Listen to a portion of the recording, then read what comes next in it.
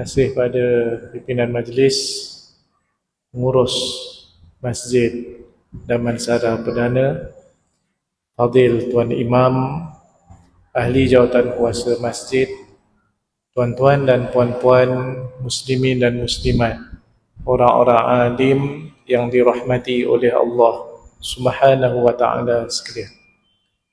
Pertamanya, marilah sama-sama kita merafakkan rasa syukur kepada Allah Subhanahu wa ta'ala di atas segala nikmat yang Allah berikan kepada kita. Alhamdulillah, kita juga bersyukur kepada Allah Subhanahu wa ta'ala yang masih panjangkan umur dan usia kita sehingga saat dan ketika ini dalam keadaan sihat walafiat. Malam ni kita masuk tanggal 20 hari bulan Sya'ban 1445 Hijrah. Kita berdoa kepada Allah Subhanahu wa ta'ala agar segala amal soleh yang kita lakukan sebelum ini semuanya diterima oleh Allah Subhanahu wa ta'ala. Allahumma amin. Kita juga berdoa kepada Allah Subhanahu wa ta'ala agar kita terus diberikan kekuatan, semangat yang tinggi, motivasi yang kuat untuk melakukan sebarang bentuk amal kebajikan supaya menjadi bekal yang paling berguna untuk kita apabila bertemu dengan Allah Subhanahu wa ta'ala nanti. Allahumma amin. Lebih-lebih lagi kita sudah hampir masuk bulan Ramadan. Jadi dalam bulan Sya'ban ini kita perbanyakkan amal, biasakan perkara-perkara yang sunat untuk kita jadi biasa apabila masuk bulan Ramadan nanti insya-Allah. Tuan-tuan dan puan-puan sekalian yang dirahmati oleh Allah Subhanahu wa ta'ala. Nabi sebut dalam satu hadis yang diriwayatkan daripada Abu Hurairah radhiyallahu anhu di dalam Sahih Muslim, "Idza jaa Ramadan, futtihat abwabul jannah wa ghulliqat abwabun nar wa suffidatis syayatin." Apabila datang bulan Ramadan, pintu-pintu syurga akan dibuka, pintu-pintu neraka akan ditutup dan akan dibelenggu, dirantai syaitan. Membicarakan hadis ini, Al-Imam Izzuddin Ibn Abdissalam, tokoh dalam mazhab Asy-Syafi'i yang digelar sebagai Sultan Al-Ulama, meninggal pada tahun 660 Hijrah dalam karyanya Maqasid As-Shaum ataupun objektif matlamat ibadah puasa, menghuraikan hadis Nabi SAW ini untuk kita lebih faham.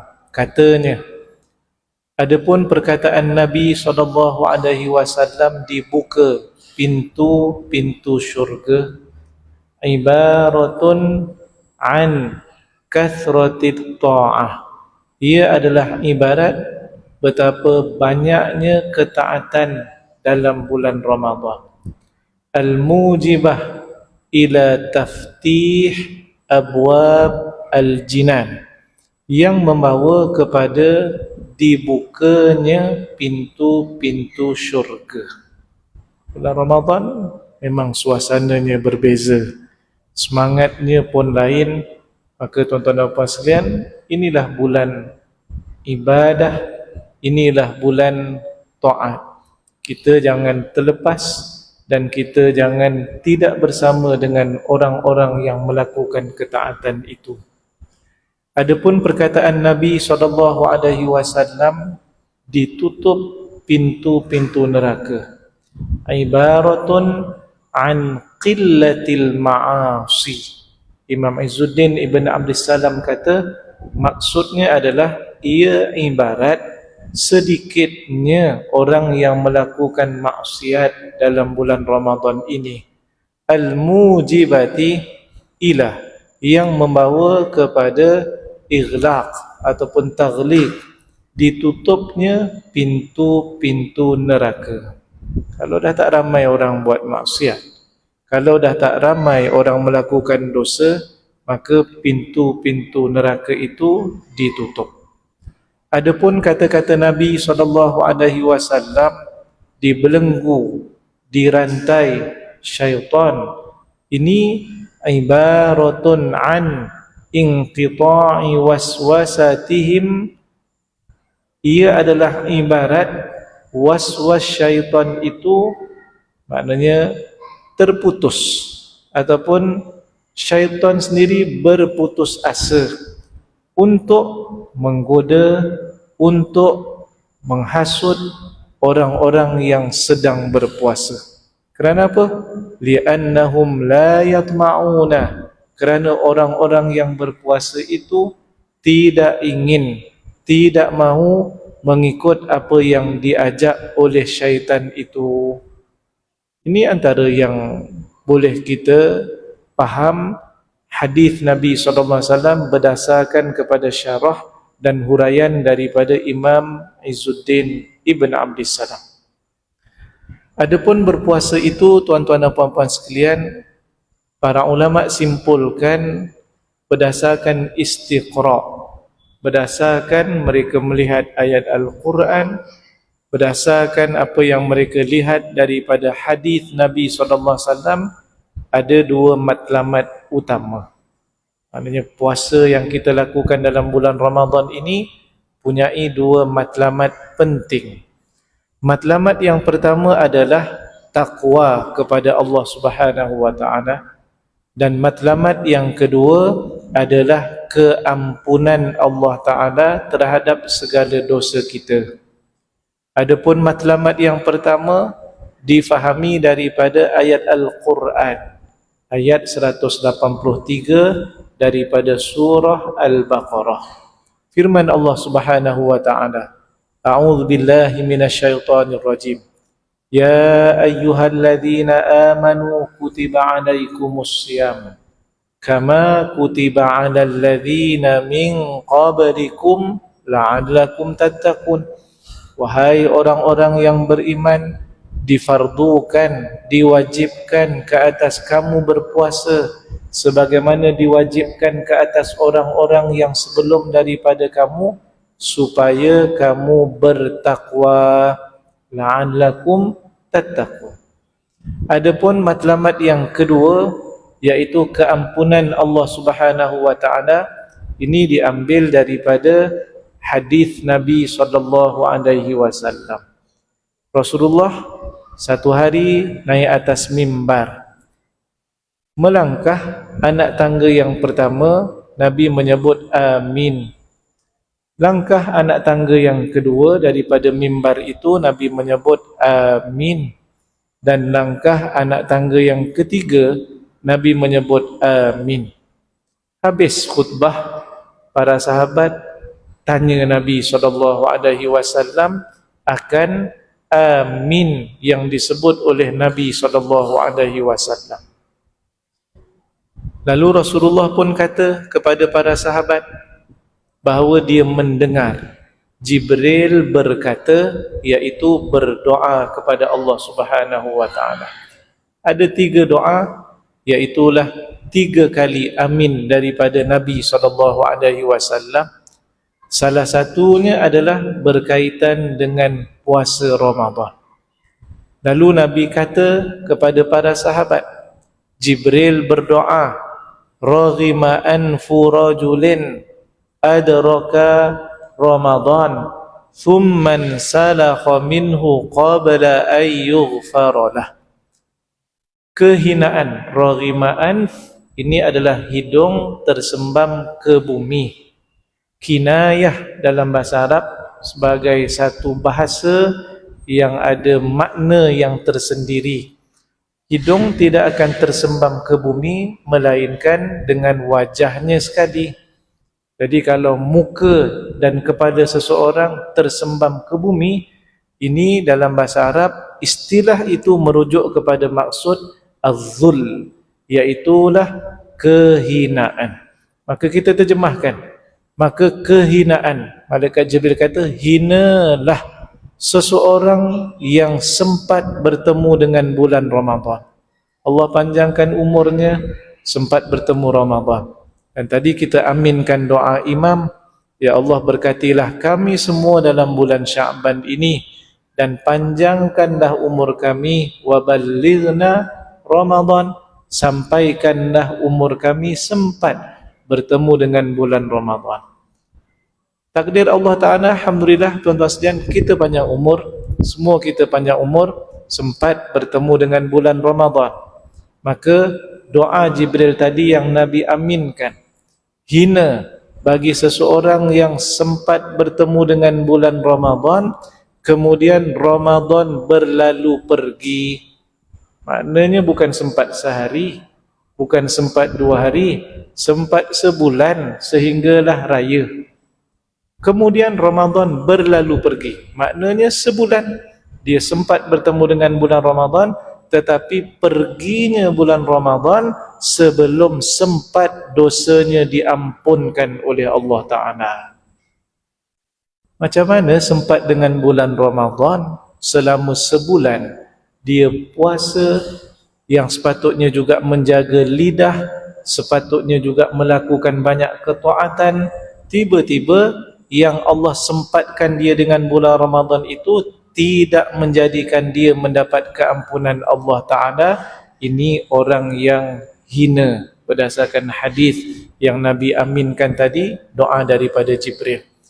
Maka oleh sebab itu, tuan-tuan dan puan-puan sekalian, takwa itu adalah matlamat penting daripada ibadah puasa, sebagaimana yang Allah sebut dalam ayat 183 surah Al-Baqarah tadi, la'allakum tattaqun. Dan yang kedua adalah cari segala sebab yang boleh menjadikan kita diampunkan dosa oleh Allah Subhanahu wa Ta'ala. Tuan-tuan dan puan-puan sekalian, bagaimana tiba-tiba ada orang yang tidak mendapat keampunan Allah Ta'ala apabila dia masuk dalam bulan Ramadan? Ada beberapa hadis yang boleh kita kaitkan dengan keampunan Allah Ta'ala berkaitan dengan puasa. Yang pertama, hadis Nabi SAW, orang yang berpuasa dengan penuh keimanan dan mengharapkan ganjaran daripada Allah Ta'ala, man shoma Ramadan imanan wahtisaban ghufira lahu ma taqaddama min dhanbih, maka akan diampunkan dosa-dosanya yang lalu. Hadis yang kedua, man qama Ramadan imanan wahtisaban ghufira lahu ma taqaddama min dhanbih, siapa yang menghidupkan Ramadan, maksudnya adalah pada malamnya qiyamul lail, tarawih, begitu juga siang harinya melakukan ketaatan dengan penuh keimanan dan mengharapkan ganjaran daripada Allah Ta'ala, maka akan diampunkan dosa-dosanya yang lalu.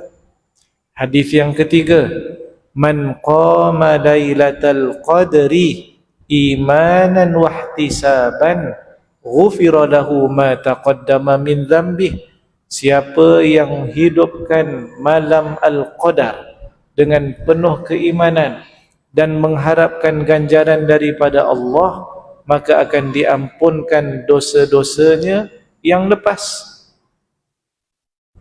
Puasa itu sendiri boleh menyebabkan keampunan Allah Ta'ala. Menghidupkan bulan Ramadan yang siang hari kita berpuasa, tambah dengan amalan-amalan sunat yang lain pun boleh menjadi sebab keampunan Allah Ta'ala. Kemudian ada satu malam dalam bulan Ramadan ini yang Allah Subhanahu wa Ta'ala sebut di dalam Al-Quran sebagai Lailatul Qadar. Lailatul Qadar ini ayat daripada surah Al-Qadar. Inna anzalnahu fi Lailatul Qadar. Satu lagi ayat dalam surah Ad-Dukhan. Inna anzalnahu fi lailatim mubarakah, iaitulah malam yang diberkati. Kedua-duanya menghuraikan ayat Al-Quran daripada surah Al-Baqarah ayat ke-185, yaitu firman-Nya, Syahrul Ramadan alladzi unzila fihi al-Quran hudan lin-nas wa bayyinatin minal huda wal furqan. Bulan Ramadan yang diturunkan padanya Al-Quran, yang ia Al-Quran itu adalah petunjuk kepada manusia dan pembeza di antara yang hak dan juga yang batil. Ini berlaku peristiwa nuzul Al-Quran dengan maksud fasa yang pertama, sebagaimana yang disebut oleh Al-Imam As-Suyuti, meninggal pada tahun 911 Hijrah, dalam kitabnya Al-Itqan fi Ulumil Quran, bahawa nuzul Al-Quran ada dua peringkat. Peringkat yang pertama daripada Lauhin Mahfuz ila Baitil Izzah minas sama'id dunya, daripada Lauhin Mahfuz ke Baitil Izzah di langit dunia. Adapun peringkat yang kedua adalah turun daripada langit dunia kepada Nabi SAW berperingkat-peringkat. Adapun yang disebut dalam ayat Syahrul Ramadan alladzi unzila fihi al-Quran merujuk kepada fasa yang pertama. Malam itu dipanggil sebagai Lailatul Qadar, dan malam itu diberkati oleh Allah Subhanahu wa taala. Jadi malam Al-Qadar itu dalam bulan Ramadan. Malam Al-Qadar itu pula Nabi sebut supaya kita ini kejar dan buru pada bila? Taharrau lailatal qadri fil witri minal ashril awakhiri min Ramadan. Kejarlah dan burulah malam Al-Qadar pada yang ganjil daripada 10 yang terakhir daripada bulan Ramadan. Jadi daripada setahun itu tinggal sebulan yang perlu kita kejar. Daripada sebulan pula telah ada hadis Nabi SAW menyebut tinggal malam-malam ganjil daripada 10 terakhir daripada Ramadan. Maknanya tinggal 5 malam sahaja. Sama ada malam 21 ataupun malam 23 ataupun malam 25 ataupun malam 27 ataupun malam 29. Adakah kita terlalu lemah untuk mengejar dan mendapat fadilat Lailatul Qadar yang hanya tinggal 5 malam sahaja, yang sepatutnya kita boleh fokus untuk mendapat kebaikannya? Sebab itu Nabi kata tadi, siapa-siapa yang menghidupkan malam Al-Qadar, sama ada dia tahajud ataupun buat ibadah yang lain, maka akan diampunkan dosanya yang lalu dan akan datang. Para malaikat, sebahagian ulama tafsir menyebut, tanazzalul malaikatu warruh, para malaikat dan juga Jibril alaihi salam pada malam itu akan turun dan akan mengucapkan salam ilal mutahajjidin, kepada orang-orang yang sedang bertahajud.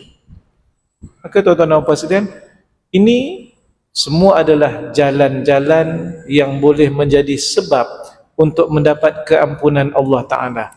Tiba-tiba kalau sempat bulan Ramadan tidak mendapat keampunan Allah Ta'ala, bahasa kitanya tuan-tuan sekalian, teruk sangatlah tuan-tuan dan puan-puan sekalian.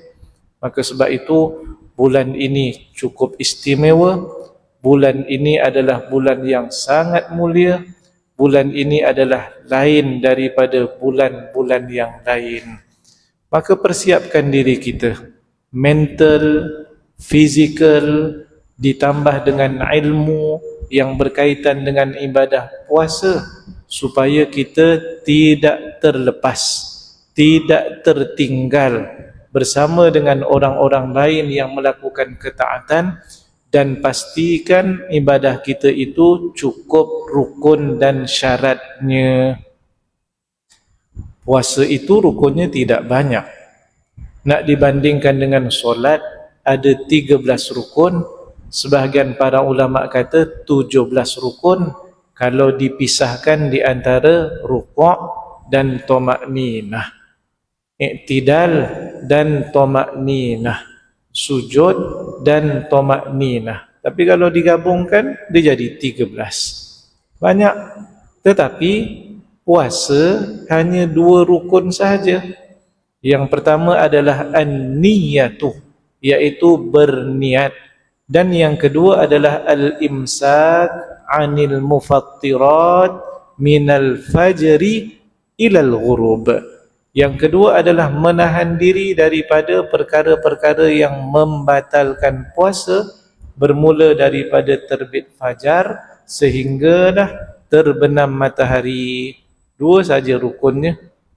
Jadi insya-Allah dengan ilmu, walaupun kita buat setahun sekali, tetapi kita buat 30 hari, tuan-tuan dan puan-puan sekalian, pastikan masalah-masalah yang berkaitan dengan hukum hakam fiqh ibadah puasa kita ulang kaji sebelum daripada masuknya bulan Ramadan. Kalau tak, nanti kita pun tidak berapa yakin. Kita buat ibadah dalam keadaan ragu-ragu. Tanya ustaz, kalau dia dah jawab terus, kalau dia jawab terus okey, kalau dia lambat jawab macam mana nanti?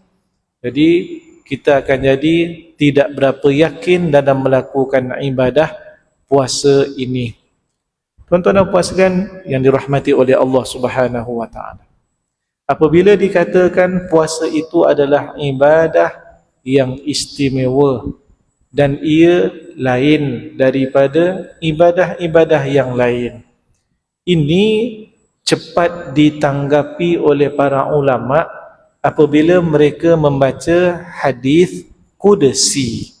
Nabi SAW bersabda, qala Allah Ta'ala, Allah Subhanahu wa Ta'ala berfirman, kullu amali bani Adam lah illa siyam fa innahu li wa ana ajzi bih. Nabi kata, Allah Ta'ala berfirman, semua amalan anak Adam adalah untuknya kecuali puasa.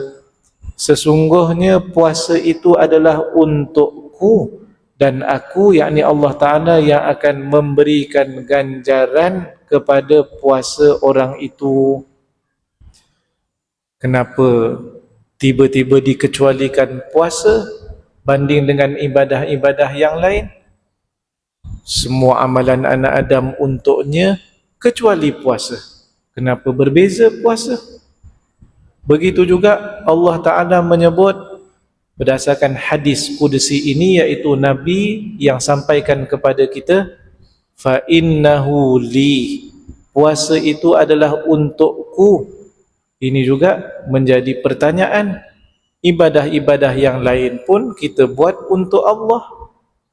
Kita solat maghrib tadi, lafaz niatnya usolli fardal maghribi 3 raka'atin ma'muman lillahi ta'ala, kerana Allah Ta'ala. Begitu juga kita keluarkan zakat, kita lafazkan ini zakat yang wajib daripada hartaku, aku keluarkan kerana Allah Ta'ala, lillahi ta'ala. Tuan-tuan pergi haji dan juga umrah, apabila kita lafazkan niat umrah, nawaitul umrata wa ahramtu biha lillahi ta'ala, kerana Allah Ta'ala. Haji pun lillahi ta'ala, nawaitul hajja wa ahramtu bihi lillahi ta'ala. Tapi yang puasa ini pula, Nabi kata, Allah Ta'ala berfirman, fa innahu li, sesungguhnya puasa itu untukku. Apa yang jadikan puasa ini cukup istimewa dan lain daripada ibadah lain? Saya ambil apa yang disebut oleh Imam Al-Qarafi. Imam Al-Qarafi, tokoh mazhab Maliki, meninggal pada tahun 684 Hijrah dalam kitabnya Al-Furuq. Al-Furuq ini nama kitab merujuk kepada dalamnya perbahasan perbezaan di antara dua perkara, perbezaan antara tiga perkara yang orang nampak macam sama dan tidak perasan perbezaannya, tetapi Imam Al-Qarafi huraikan detail apakah perbezaan di antara dua perkara itu atau tiga perkara itu. Saya ambil hadis yang dihuraikan oleh Imam Al-Qarafi ketika dia cuba untuk membezakan ibadah puasa dengan ibadah lain, khususnya solat. Sedia maklum bahawa solat itu adalah tiang agama berdasarkan hadis Nabi SAW, as-salatu imaduddin. Solat itu adalah tiang agama. Dalam Al-Quran Allah Subhanahu wa taala menyebut perkataan solat, begitu juga dengan zakat disekalikan lebih daripada 30 kali. Ada ketikanya bersendirian, ini jumlah yang lain yang perlu ditambah. Kemudian Sayyidina Umar ibn Al-Khattab radhiyallahu an, kita jumpa dalam asar, dia menyebut betapa perkara yang dilakukan oleh pegawai-pegawai dan pekerja-pekerja di bawahnya, dia tak tengok perkara lain melainkan solat. Dalam asar Sayyidina Umar telah menyebut, inna ahamma umurikum indi as-solah.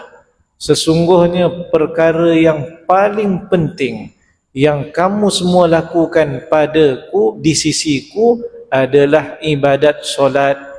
Man hafizaha wa hafadha 'alaiha faqad hafidha dinah. Siapa yang menjaga solat dan sentiasa menjaga solatnya, maka dia telah menjaga agamanya. Wa man dayya'aha fahuwa lima siwaha adya'. Dan siapa yang cuai dalam melakukan solat, malas dalam melakukan solatnya, sia-siakan. Panggil apa? Cuai, malas dan seumpamanya, orang kita panggil culas. Siapa yang begitu, maka orang ini pada perkara-perkara lain jauh lebih cuai dan malas. Ini Sayyidina Umar. Maknanya Sayyidina Umar itu pun tahu bahawa ibadat solat itu sangat penting. Kalau kita campur pula bulan Rajab baru-baru ini, kita berbicara tentang Al-Isra wal Mi'raj. Bagaimana ibadah solat ini Nabi SAW terima secara langsung daripada Allah Ta'ala. Hadis riwayat daripada Malik ibn Sa'sa'ah di dalam Sahih Al-Bukhari, begitu juga dengan dalam Sahih Muslim, apabila Nabi kata, utitu bidabbatin abyad yuqalu lahu al-buraq fawqal himar dunal baghli. Kemudian sampai di hujung hadis Nabi menyebut, summa furidat alayya as-salawat khamsina salatan. Dengan diberikan kenderaan burak, warnanya putih, Nabi sebut saiznya lebih besar daripada keldai, lebih kecil daripada baghal. Kemudian cerita di langit pertama jumpa dengan Nabi Adam alaihissalam, langit yang kedua jumpa dengan Nabi Isa dan juga Nabi Yahya alaihissalam, langit yang ketiga bertemu dengan Nabi Yusuf alaihissalam, langit yang keempat bertemu dengan Nabi Idris alaihissalam, langit yang keempat bertemu dengan Nabi Harun alaihissalam, langit yang kelima bertemu dengan langit keenam Nabi Musa alaihissalam, langit yang ketujuh bertemu dengan Nabi Ibrahim alaihissalam. Cerita panjang.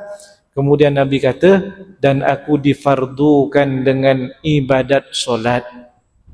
Itu pun belum habis hadisnya. 50 waktu, kemudian ulang alik. Jumpa Nabi Musa, cadangkan supaya Rasulullah minta ringan daripada Allah Ta'ala.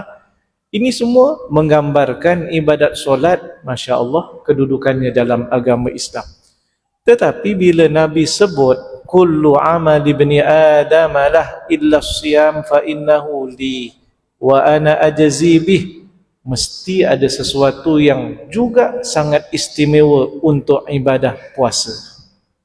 Lalu Imam Al-Qarafi huraikan ada 5 perkara yang menjadikan ibadah puasa itu sangat istimewa sehingga diidhafahkan kepada Allah Ta'ala, fa innahu li wa ana ajzi bih.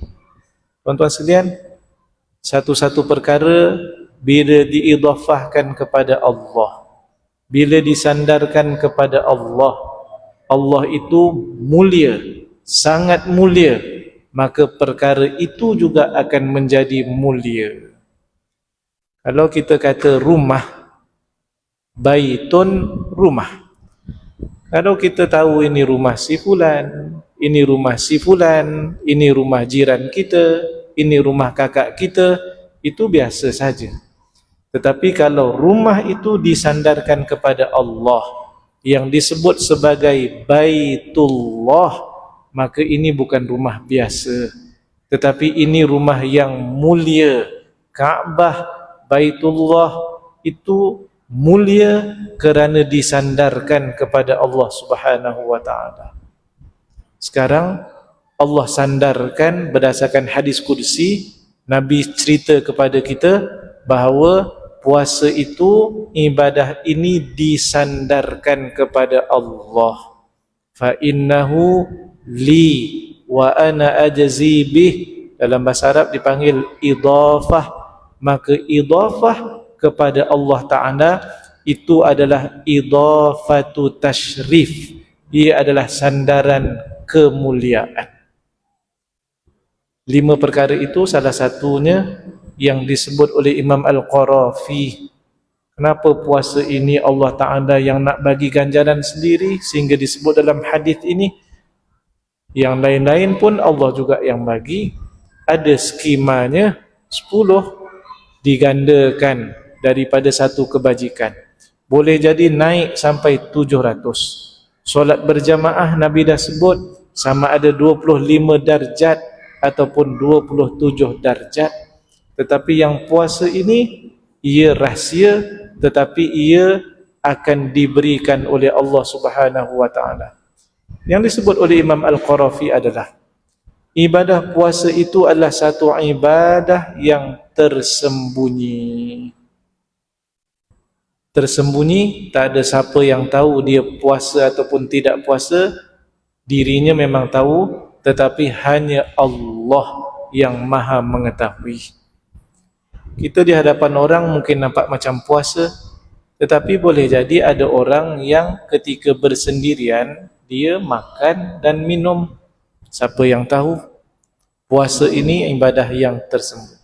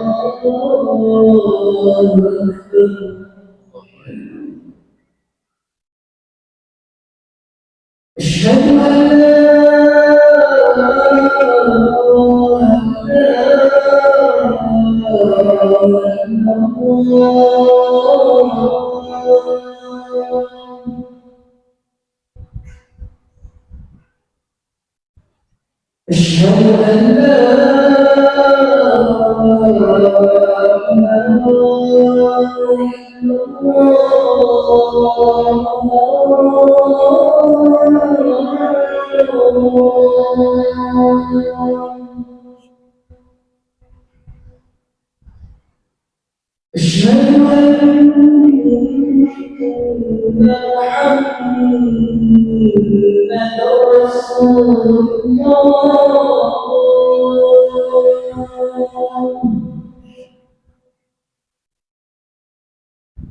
أشهد أن محمدا رسول الله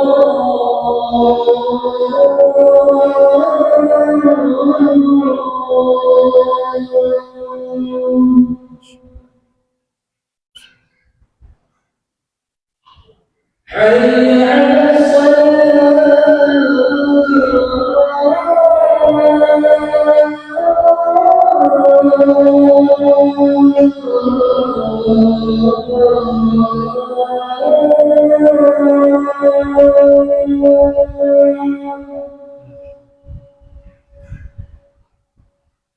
على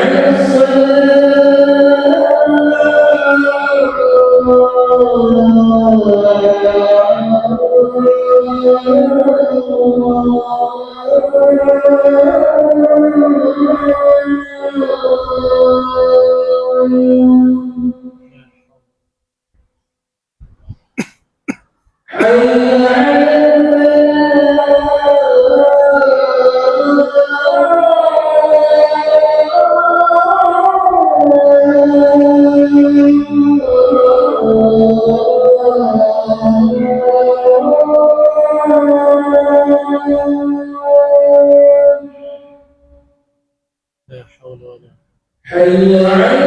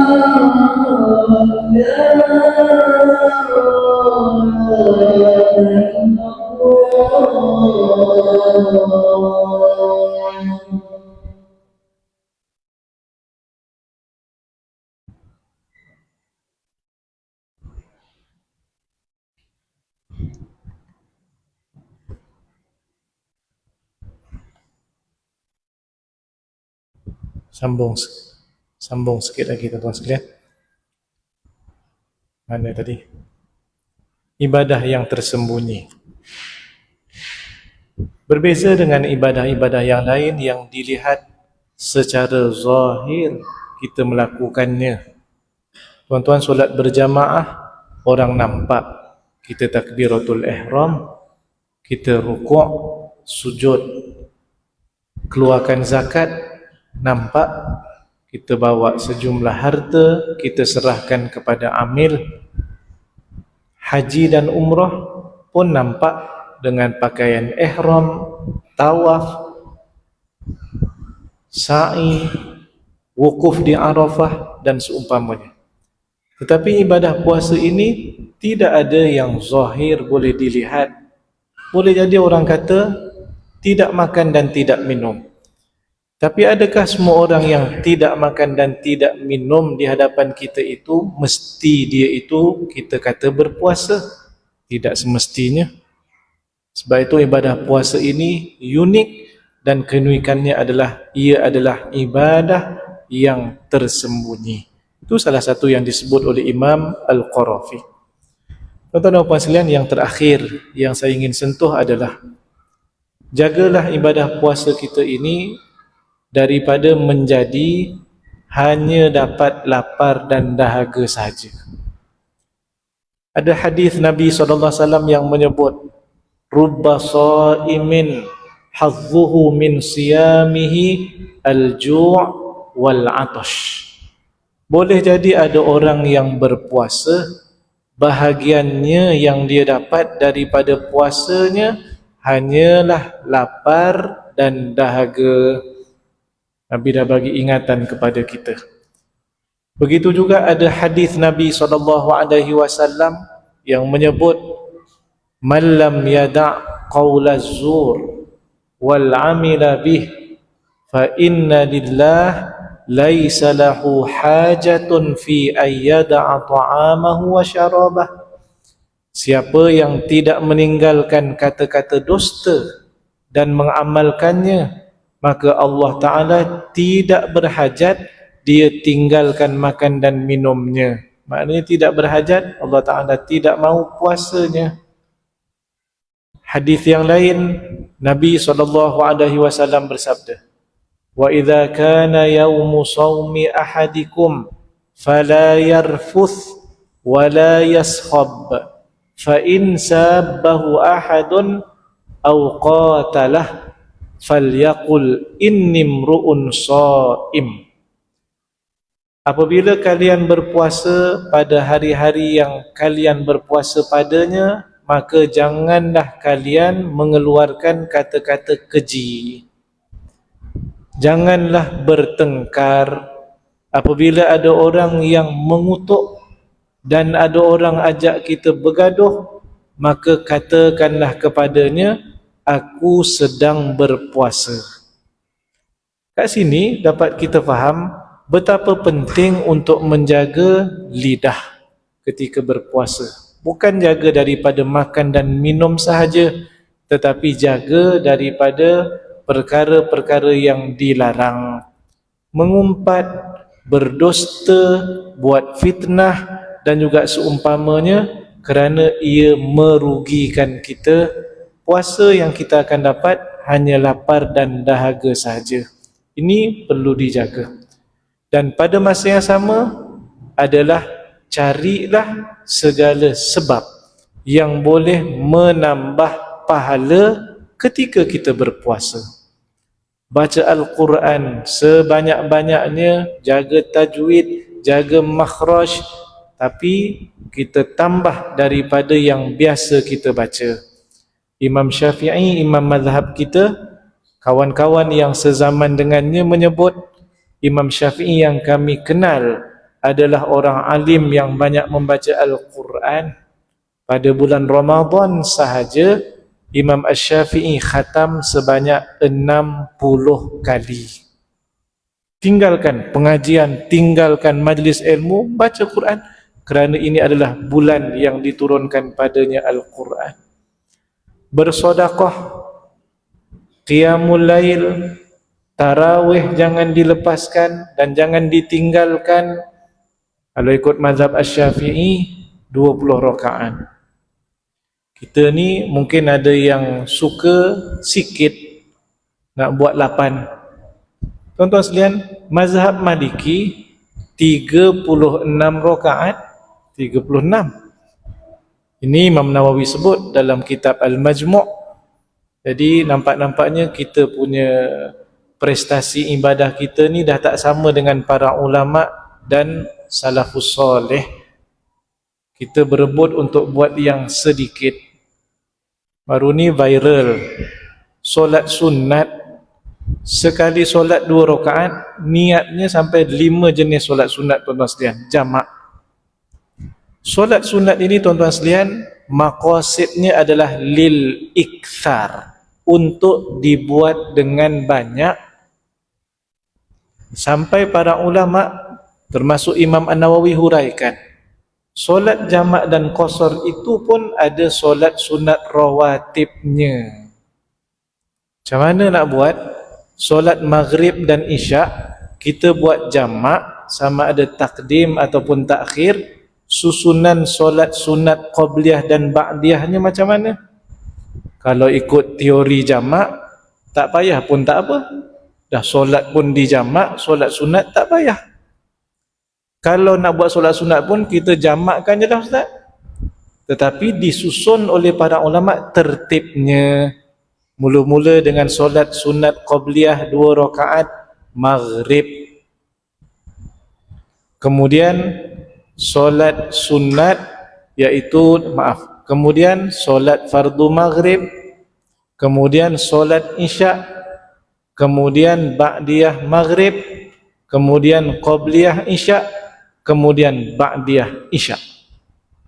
Sampai begitu disusun para ulama, tiba-tiba kita ni ada pula dapat idea nak jamakkan solat sunat, kan berbeza naratifnya itu.